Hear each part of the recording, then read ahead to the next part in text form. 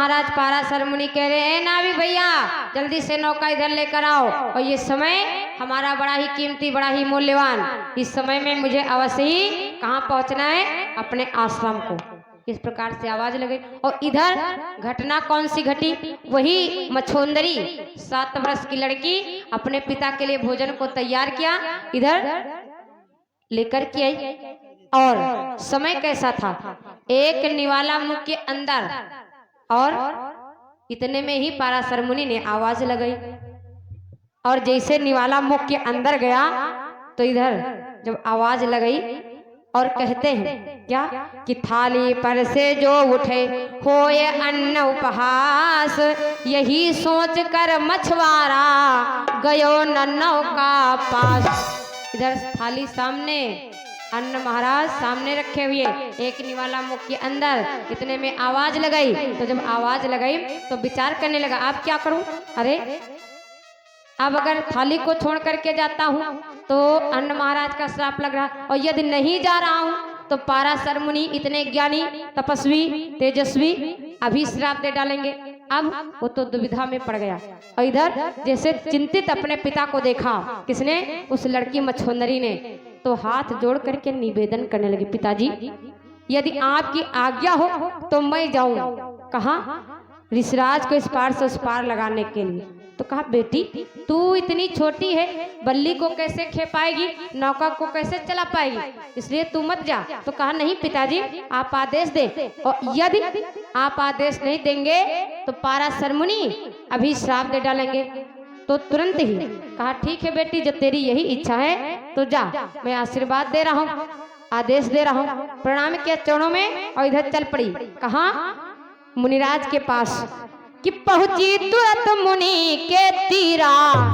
कौन, मछोंदरी, कि पहुंची तुरंत मुनि के तीरा, तो करि प्रणाम बोली गंभीरा, करि प्रणाम बोली गंभीरा।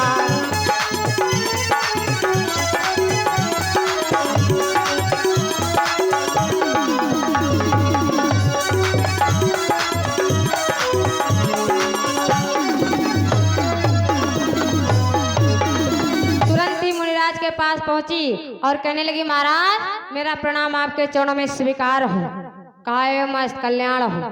तो इधर तुरंत ही उस लड़की ने कहा, महाराज आइए आप इस नौका पर बैठिए और मैं आपको इस पार से उस पार उतारूंगी।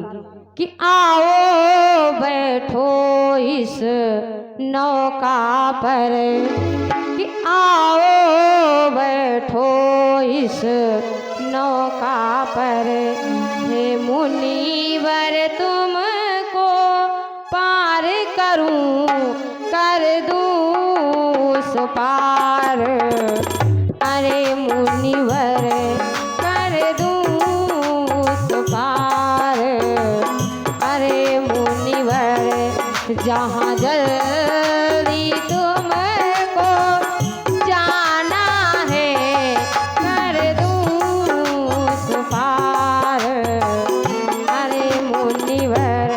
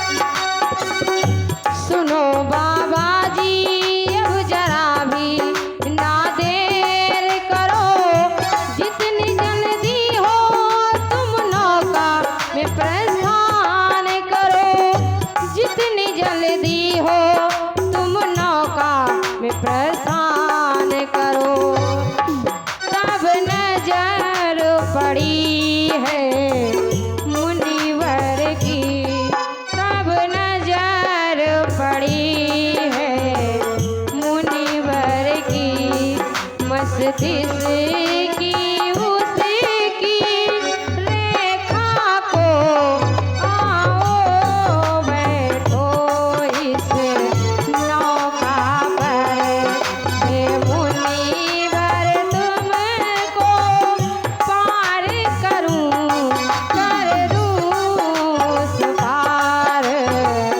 अरे ऋषिवर जहाँ जल्दी तुमको जाना है कर दूं।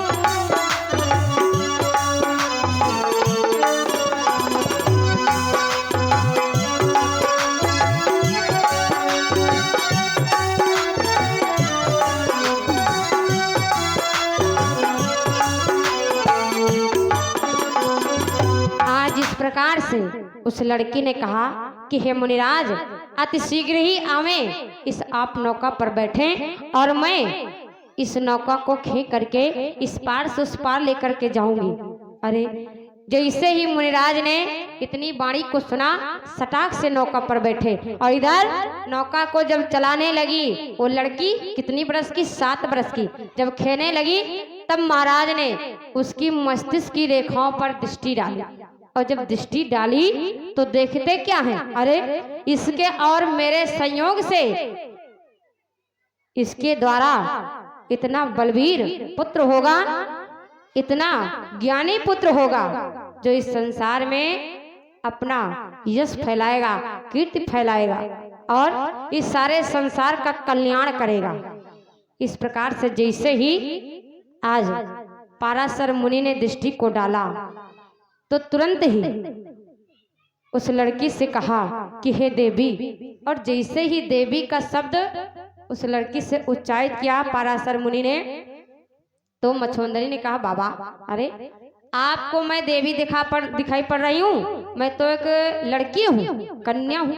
तो कहा नहीं देवी सुनो, हमको तुमसे कुछ कहना है।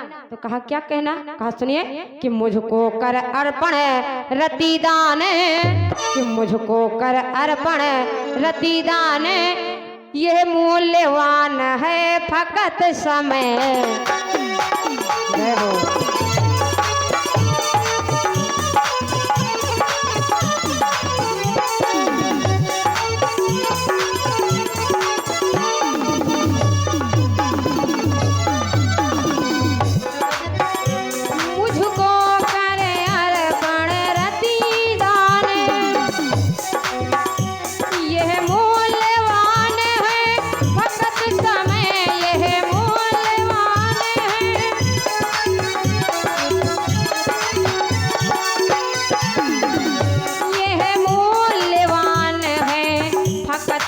समय और आपको यश आएगा ना तुझ पर, आपको यश आएगा ना तुझ पर, यह आशीर्वाद मेरा